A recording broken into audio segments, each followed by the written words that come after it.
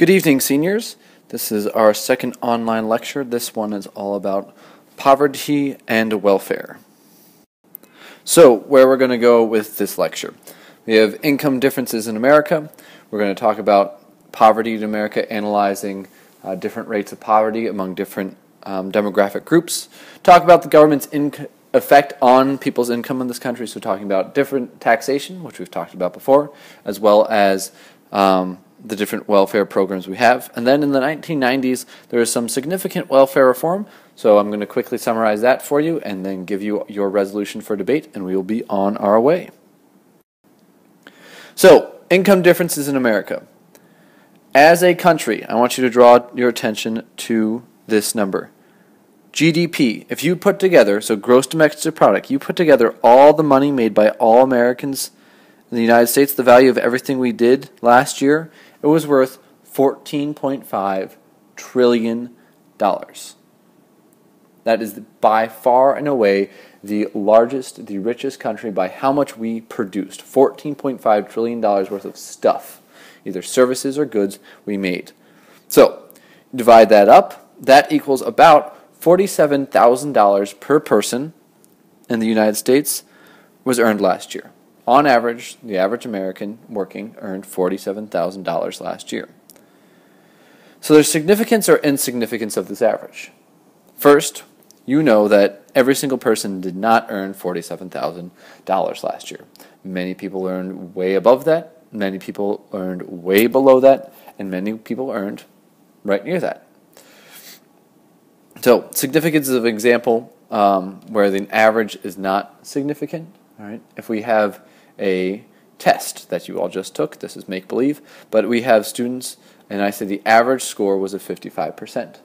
You don't know from that average how many people got 5% and how many people just from that average got 100%. It could be that if the average was 55%, we had, out of a class of 20, 11 students get 100%, and 9 students get 0. The average was 55%, but some students did perfect, many students did terribly. That teacher would not be doing a good job.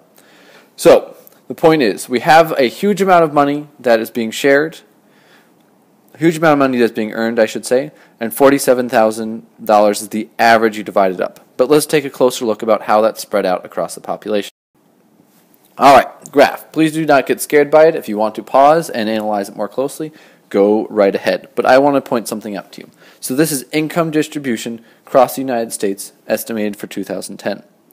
The bar graph over here, you got your y-axis, which is percent of households in America. We've got 6% up top and down to 0 over here. Along the bottom is increments of $5,000, so increasing ranges of $5,000. Except for this last range, these are actually much larger ranges. So this is anybody earning more than $250,000 a year, anybody earning between $200,000 and $250,000 a year. That average that I spoke about earlier, that average of $47,000, falls in, where'd we go? This bar graph right here. Okay, this is the average American, according if you just do a simple average. But I want you to look at this real quick. All right, many people are over here in the under it. There are lots of people earning way above that, but a lot of people under. So another graph to look at that and some more facts, just so we understand the wide range of income distribution in this country. Okay. So, we have our points I made before. So, trends in this graph, I'd like you to look at it and maybe think about evidence that you've seen in your life of this. So, let's look at the year 2008, that is the most recent year that I had data for. So, the highest 5%, so these are the wealthiest Americans. They are earning well over, what is this? This is 50% of the income right here. This is 50%. Of all money earned in the year 2008, 20% of the people earned 50% of the money. All right. If you look at the lowest 5%, so this is the poorest. This is the poorest 20%. They earned close to. Let's see. This is 10%. This is 5%. So 20% of the people only earned 5% of all the money in the year 2008. So let's look at some trends real quick. All right, the lowest 5% is not gaining any ground. They're actually earning a little bit less money than they did in the year 1960. And then we have these two chunks here. So a lot of people call this the middle class. The middle class is earning less of a share of the entire pie, so to speak, and the rich are getting wealthier. So, significant in politics, the significance of this chart in politics. Again, we have these middle, the middle 3/5, okay, are making less of the pie, all right, less of the pie of all the money out there. They're getting less of it. So they're going to be the ones that get attention. That's where both political parties aim to the center, because most Americans fit into, obviously, those three middle thirds.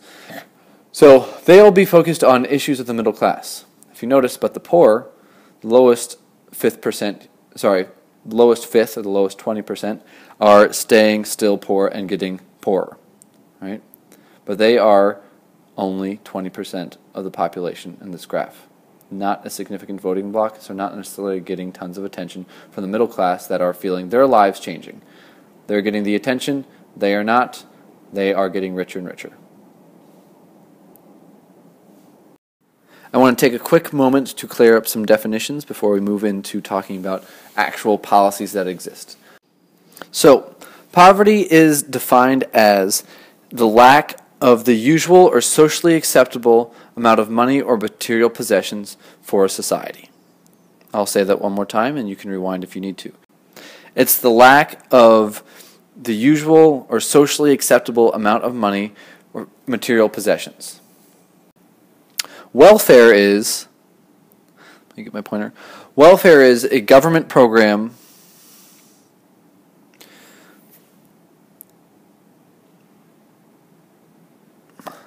that's used to support the needy in our society.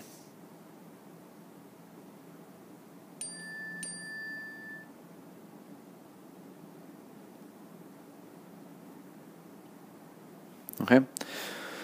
Many of us toss around the meaning of welfare, use the word welfare to mean many different things. We'll dive into what the exact meaning is in some later slides. So, poverty in America.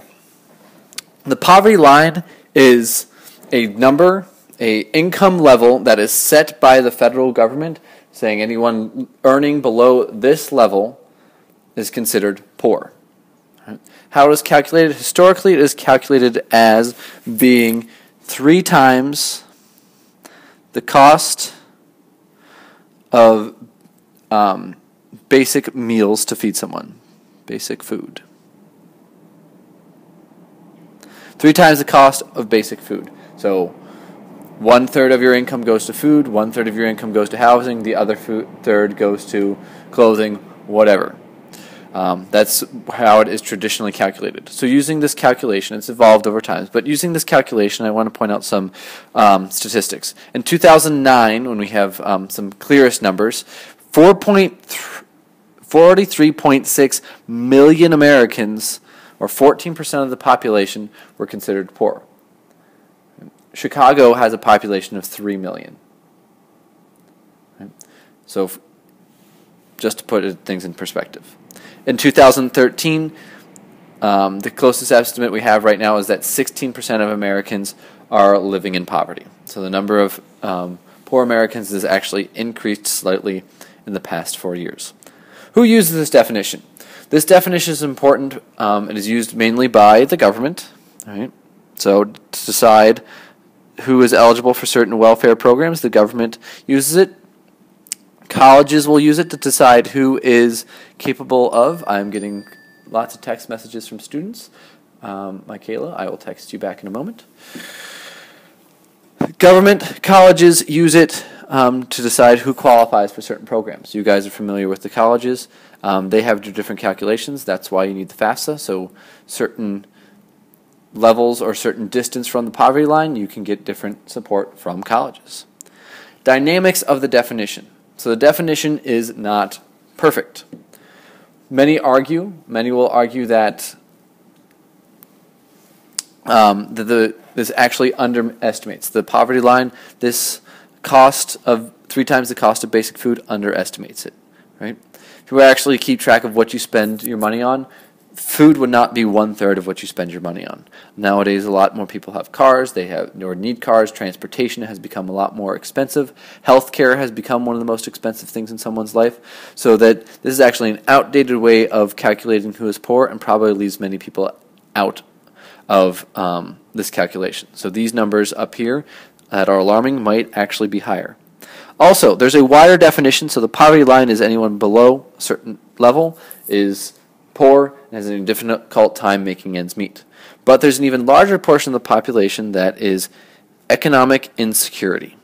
So the definition of economic insecurity is that you are at risk of a catastrophic event putting you or your family below the poverty line. Again, as an event, only one single event could easily put you and or your family below the poverty line. So example, one person, so let's use the elderly example since you're familiar with Social Security and Medicare. We have one elderly person.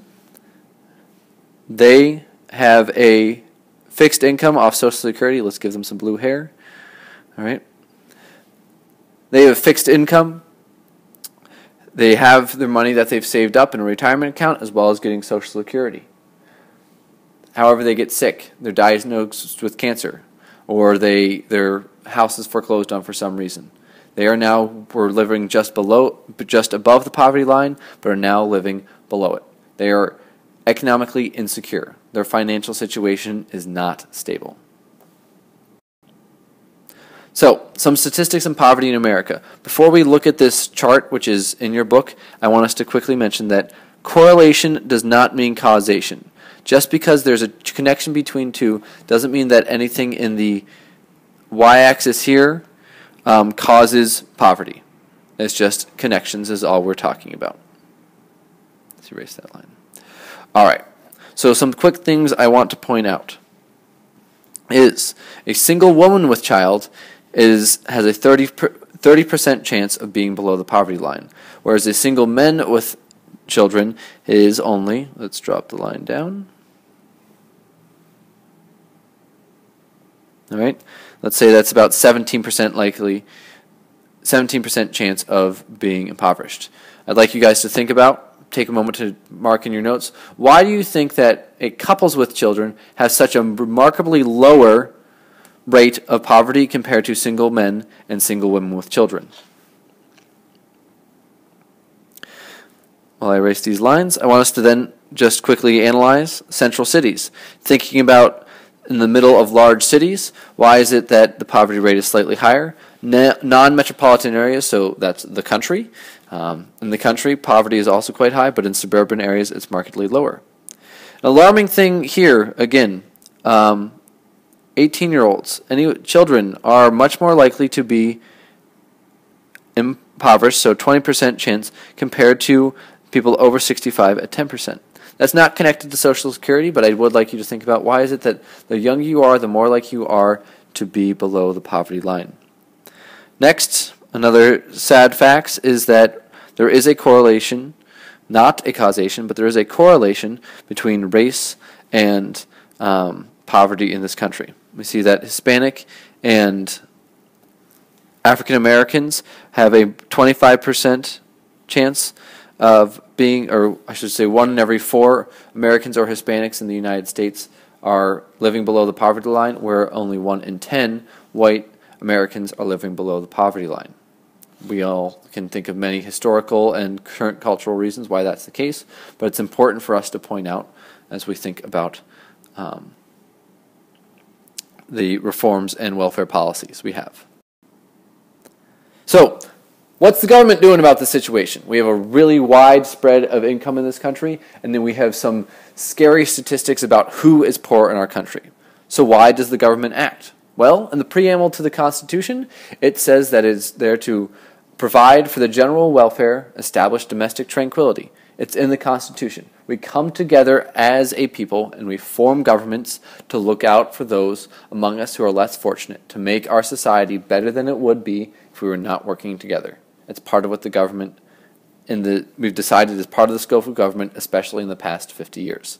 I'll repeat that. Especially in the past 50 years, we as Americans have decided it's part of the government's role to support those who are needy among us. There's two main ways, two categories of intervention that the government can do. My number's mixed up. The first, I'll just add them in here for you. The first way the government gets involved in this very wide distribution of income, we have the progressive income tax. That means, and this is in your notes from before, progressive income tax is the more money you make, the higher rate you pay. The more money you make, the higher, so this is an arrow, the higher rate you pay. If you make a lot of money, you're going to pay nearly 35% of that back to the government in taxes. If you make a low amount, you will pay about 5 to 10% of that to the government. The second way the government deals with this, and this is what we're going to focus on in welfare, is, so the second way, is entitlements as expenditures. The government spending money on those who are needy. The government does that through entitlements and through means-tested programs. Entitlements are any people can qualify for this, and we'll get to examples in a second.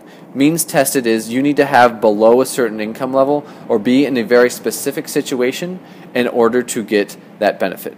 Again, entitlements, everyone qualifies for. If you've been paying into the system or been part of a citizen for a certain amount of time, you get that benefit. Means-tested is you need to qualify. You need to make below a certain income or you need to have a certain condition in order to qualify for that government benefit. So here's a chart that's also in your book, so you can look it up, but I wanted to give you examples and a chance to read this over yourself. If you want to read it more closely, please pause the program. Up top, we have entitlement programs, so Social Security. Doesn't matter how much money you make, if you've been paying into it, you're going to get money back out when you retire. Same with Medicare, and same with unemployment insurance. No matter who you are, if you become unemployed, unemployment insurance will be supporting you. Means tested is what we are going to focus on for this next piece. Means tested programs. So Medicaid, you can see what that is. Food stamps, temporary assistance for needy families, TAMF for short, supplementary Social Security income, and CHIPS, which is Children's Health Insurance Program. Again, if you want to read it more closely, look at your book or pause. Next, welfare reform. So we're going to be talking more in depth about these mean-tested programs and how they've changed in the past 55 years. 1960s. In the 1960s, the U.S. government, under the direction of, again, Lyndon Baines Johnson, LBJ, the 1960s, we declared, that's the 60s, all right, was the war on poverty. Was the war on poverty. So the government decided we have making a surplus, the economy is doing great. We need to do something about this extremely high number of individuals in our country that are poor. We need to do something about it. We created many means-tested programs to alleviate the issues of poverty in the United States. However, by the 1990s, voters as well as politicians' understanding of the voters' opinions about welfare had changed. They were getting reluctant to put so much of the federal budget towards welfare, and they were worried that welfare had become too big. Too many people were becoming dependent on it, and it was no longer serving the purpose of fighting poverty, but was instead supporting unsavory behaviors, maybe laziness. Right? So the 1990s political climate was not favorable to welfare.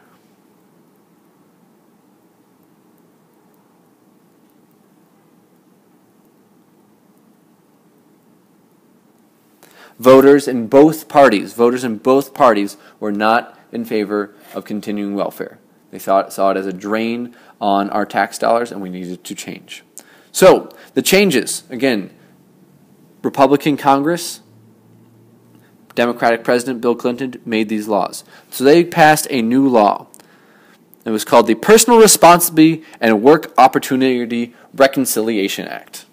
Pretty fancy title if you ask me. Personal responsibility, saying that Maybe they want to be instilling personal responsibility in people and giving people the opportunity to work. I'm not sure if people were not having the opportunity to work before. A lot of them weren't. And were people not being responsible? I'm not sure, but they named the bill that way. So, what did this new program do? The main thing is they renamed the main welfare policy, the main federal welfare policy, to be called the Temporary Assistance for Needy Families. That's short for, or long for, TANF. That replaced a program called Aid to Families with Dependent Children.